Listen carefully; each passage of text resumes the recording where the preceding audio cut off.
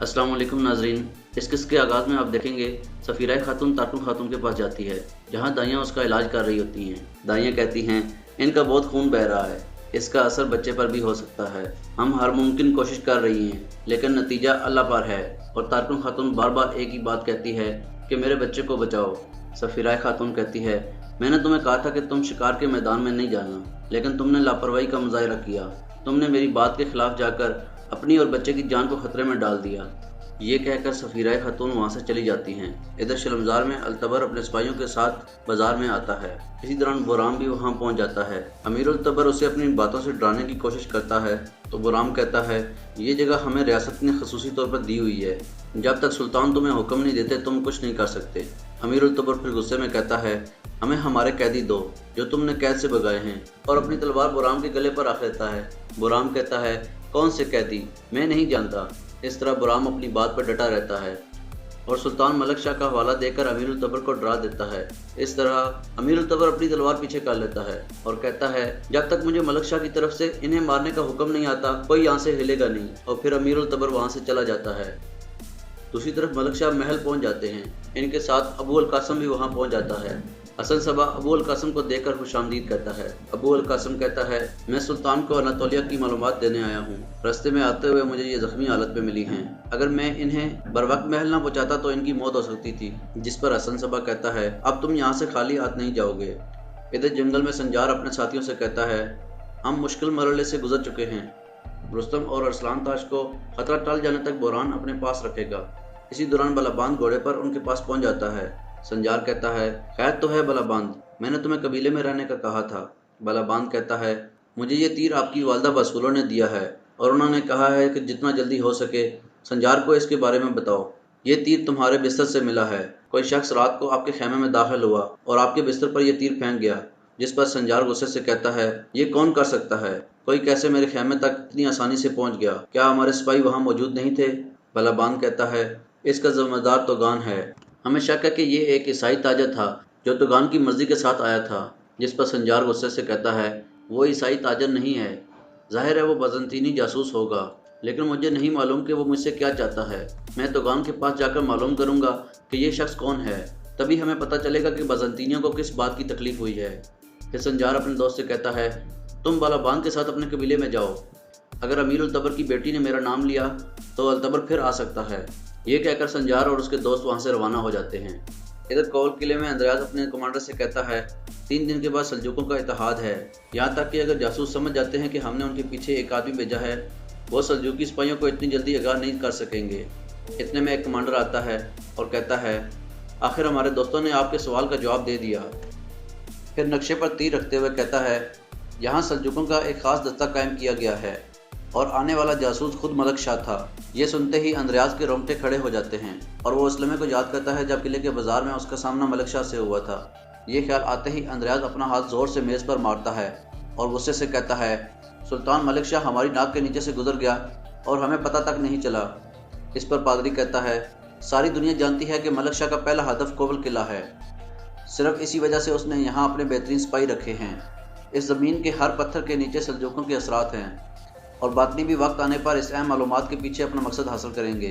जिस पर अंद्रयास कहता है अगर बातनी भी इस जैसी अहम मालूमात तक पहुँच गए हैं इसका मतलब है कि वो हमसे भी ज़्यादा गहराई में हैं। मुझे इस हमले में योरगूस की ज़रूरत होगी। जिस पर पादरी कहता है योरगूस को अपने भाई के कत्ल के अलावा कुछ नज़र नहीं आता। जिस पर अंद्रयास गुस्से से कहता है मैं जानता हूँ कि योरगूस की आंखें कैसे खुलेंगी। इधर सल्जूकी महल में तारकुन खातून को होश आ जाता है और तारकुन खातून मलक शाह को देखकर अल्लाह का शुक्र अदा करती हैं। इस पर सुल्तान कहते हैं मैं हमेशा आपके साथ हूँ।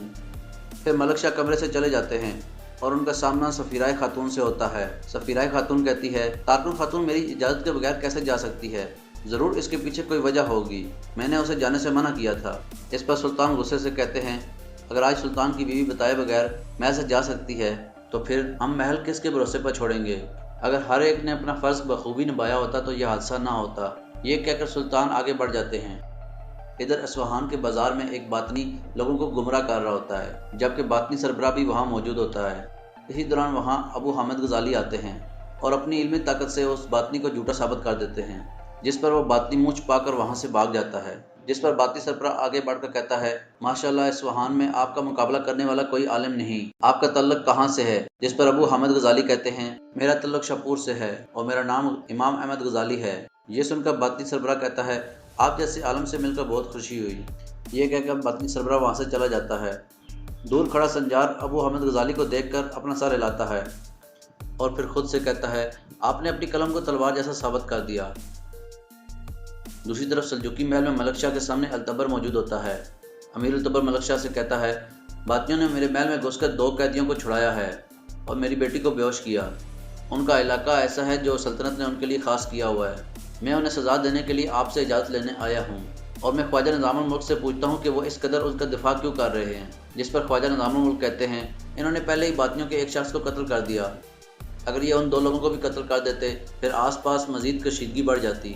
میں نے یہ سلطنت کی مصلحت کے لیے کیا۔ یہ سن کر ملک شاہ کہتے ہیں ان سب کے پاس سب کچھ حل کرنے کی بجائے آپ مجھ سے ان پر حملہ کرنے کی اجازت مانگ رہے ہیں، میں آپ کو اس کی اجازت نہیں دیتا۔ جس پر امیر التبر کہتا ہے میرے سلطان میں نے ان کے خلاف اپنی تلوار کھینچی، اب آپ مجھے اپنی تلوار میان میں واپس رکھنے کا کہہ رہے ہیں، اور وہ بھی باطنی گروہ کے خلاف۔ آپ کے میرے جیسے وفادار امیر ہیں لیکن وہ مجھ سے زیادہ اہم ہیں۔ جس پر ملک شاہ کہتے ہیں یہ آپ کا یا ان کا نہیں، ریاست زیادہ اہم ہے، ہم نہیں چاہتے کہ لوگوں کے مابین مختلف عقائد پیدا ہوں۔ برسوں پہلے جب آپ کے والد کا انتقال ہو گیا، آپ کے رشتہ داروں نے شلبزار پر حکمرانی کے لیے آپ کے خلاف جنگ شروع کر دی۔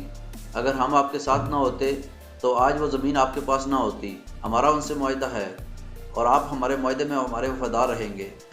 جس پر امیر التبر کہتا ہے آپ نے باطنیوں کو پڑوس میں جگہ دی، میں نے اپنی وفاداری کی وجہ سے کچھ نہیں کہا، لیکن میرے سلطان بس بہت ہو گیا۔ جس پر ملک شاہ غصے سے امیر التبر کی طرف آتے ہوئے کہتے ہیں اگر شلمزار میں پانی سر سے اونچا ہوا تو میں تمہیں اور باطنیوں دونوں کو اس پانی میں غرق کر دوں گا۔ یہ سن کر امیر التبر اپنے سینے پر ہاتھ رکھ کر وہاں سے چلا آتا ہے۔ امیر التبر کے جانے کے بعد خواجہ نظام الملک ملک شاہ سے کہتے ہیں میرے 2 سپاہی باطنیوں میں شامل ہو گئے ہیں میرے سلطان، میں نے یہ اس لیے کیا تاکہ میں باطنیوں میں اندر تک رسائی حاصل کر سکوں۔ اس پر ملک شاہ کہتے ہیں یہ مسئلہ بہت پیچیدہ ہو گیا ہے، یا آپ ثبوت پیش کریں یا آپ باطنیوں کا موضوع ہمیشہ کے لیے بند کر دیں۔ جس پر خواجہ نظام الملک کہتے ہیں میں آپ کو ثبوت پیش کروں گا میرے سلطان۔ جس پر ملک شاہ کہتے ہیں میں زیادہ انتظار نہیں کر سکتا، مجھے جلد سے جلد ثبوت پیش کریں۔ پھر خواجہ نظام الملک کہتے ہیں میرے ذہن میں ایک منصوبہ ہے میرے سلطان، لیکن آپ کی اجازت درکار ہے۔ حضرت فاطمہ رضی اللہ تعالیٰ عنہ کا صندوق اور مقدس امانتیں اصفہان میں موجود نہیں ہیں، ہم انہیں اصفہان کی طرف روانہ کراتے ہیں اور میں اپنے جاسوسوں کے ذریعے یہ بات باطنیوں تک پہنچا دوں گا۔ وہ مقدس صندوق اور امانتوں کو حد سے زیادہ اہمیت دیتے ہیں، میرا خیال ہے کہ وہ اسے حاصل کرنے کے لیے جال بچھائیں گے اور اس طرح ہم انہیں رنگے ہاتھوں سے پکڑ لیں گے۔ جس پر ملک شاہ گہری سوچ میں چلے جاتے ہیں۔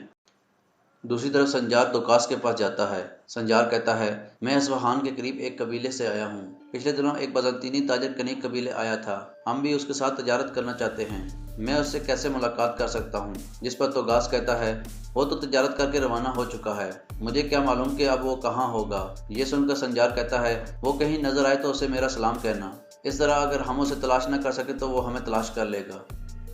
یہ کہہ کر سنجار وہاں سے چلا جاتا ہے۔ اتنے میں یورغوس کمرے سے باہر آتا ہے اور کہتا ہے یہی وہ آدمی ہے جس کی مجھے تلاش تھی، تمہارے جس سلام کا مجھے انتظار تھا وہ مجھے مل گیا سنجار، میں تمہیں زیادہ انتظار نہیں کرواؤں گا۔ پھر توگاس کہتا ہے جو کرنا ہے جلدی کرو، یہ کوئی عام آدمی نہیں ہے اور اس مسئلے کو ہمیشہ کے لیے بند کر دو ورنہ ہم سب مصیبت میں پڑ جائیں گے۔ یہ سن کر یورغوس کمرے سے نکل جاتا ہے۔ ادھر سنجار توگاس کے گھر کے باہر اپنے ساتھیوں کے پاس جاتا ہے اور کہتا ہے توگاس نے مجھے کچھ نہیں بتایا، اگر اس کا تعلق بازنطینی سلطنت سے نہ ہوتا تو میں اس کا منہ اچھی طرح سے کھلوانا جانتا ہوں۔ ادھر یورغوس سنجار اور اس کے ساتھیوں کو دیکھ رہا ہوتا ہے۔ پھر سنجار اپنے ساتھیوں سے کہتا ہے تم لوگ یہیں رہو اور توگاس کی نگرانی کرو، میں خواجہ نظام الملک کے پاس جا رہا ہوں۔ یہ کہہ کر سنجار وہاں سے چلا جاتا ہے۔ اسی لیے میں توگاس کا ساتھی باہر آتا ہے اور یورغوس سے کہتا ہے ہمارے ساتھیوں سے کہو کہ وہ جنوب کی جانب سے جائیں اور ہم اسے شمال کی جانب سے جا کر گھیر لیں گے اور اس کا خاتمہ کر دیں گے۔ ادھر سلجوقی محل میں حسن صبا ملک شاہ سے کہتا ہے اندریاز ہماری ترکیب سمجھ گیا ہے، آپ کے خوف سے صرف اندریاز ہی نہیں بلکہ کول قلعے کی دیواریں بھی کانپ رہی ہیں۔ اس پر ملک شاہ کہتے ہیں وہ بہت مضبوط قلعہ ہے، جب تک اس قلعے کو فتح نہ کیا گیا اس علاقے پر خطرے کی تلوار لٹکتی رہے گی، لیکن میں صرف وہ قلعہ فتح نہیں کرنا چاہتا بلکہ اس قلعے میں اپنی بادشاہت کے ذریعے دوسری حکومتوں کو بھی اپنے ذریعے اثر کرنا چاہتا ہوں۔ دوسری جانب یورغوس اپنے ساتھیوں کے ساتھ جنگل سے گزر رہا ہوتا ہے۔ اسی دوران اندریاز اپنے سپاہیوں کے ساتھ اس کا راستہ روک لیتا ہے اور یورغوس سے کہتا ہے میں نے تمہیں قسطنطنیہ اس لیے نہیں بلایا کہ تم اپنی مرضی کے مطابق کام کرو۔ جس پر یورغوس کہتا ہے میں نے اپنے بھائی کے قاتل کو تلاش کر لیا ہے، मुझे जिसकी तलाश थी वो मुझे मिल गया है। पहले मैं उसका काम तमाम करूँगा और फिर जो आप चाहते हैं मैं वही करूँगा। जवाबन अंद्रयास कहता है, मैं चाहता हूँ कि तुम मेरे साथ रहो। ये सुनकर यूरगुस घोड़े से नीचे उतर आता है और कहता है, आप चाहते हैं कि मैं उसे हाथ में आने के बाद छोड़ दूँ? इस तरह यूरगुस गुस्से से अंद्रयास की तरफ आता है। अंद्रयास के सिपाही उसे रोकने की कोशिश करते हैं और यूरगुस इन सबको ज़मीन पर पटक देता है। इधर संजार घोड़े पर जंगल से गुजर रहा होता है कि अचानक तीर आकर ज़मीन पर लगता है। तीर को देखकर संजार घोड़े से नीचे उतर आता है। इसके साथ ही तुर्ना खातून संजार के सामने आ जाती हैं और संजार से कहती हैं, मैं अधूरा हिसाब पूरा करने आई हूँ। जिस पर संजार पूछता है, तुम मुझ तक कैसे पहुँची? फिर तुर्ना खातून उस लम्हे को याद करती हैं जब उन्होंने तोगास के घर से निकलते हुए संजार को देखा था और संजार से कहती हैं, तुम जहाँ भी जा रहे हो मुझे वो सब जगह मालूम हैं। करीबी छुपे तोगास के सिपाही उन्हें देख रहे होते हैं। तुर्ना खातून संजार से कहती हैं, मैं हकीकत जाने बगैर नहीं रहूँगी। मैं अपने बाबा को तुम्हारा नाम बता सकती थी मगर नहीं बताया इसलिए कि मैं तुमसे हकीकत जान सकूं। ये कहकर तुर्ना खातून संजार पर तीर तान लेती हैं और कहती हैं, तुमने जो मुझे फूल दिया था उसे सिर्फ और सिर्फ सच्चाई जिंदा रख सकती है। ये सुनकर संजार तुर्ना खातून के पास आता है और कहता है, अगर तुम हकीकत जानना चाहती हो तो उस फूल को जिंदा रखना जो मैंने तुम्हें दिया था, और अगर तुम्हें अभी मुझ पर यकीन नहीं तो मुझ पर तीर चला दो। ये कहकर संजार अपना मुंह डांप कर घोड़े की तरफ चल पड़ता है।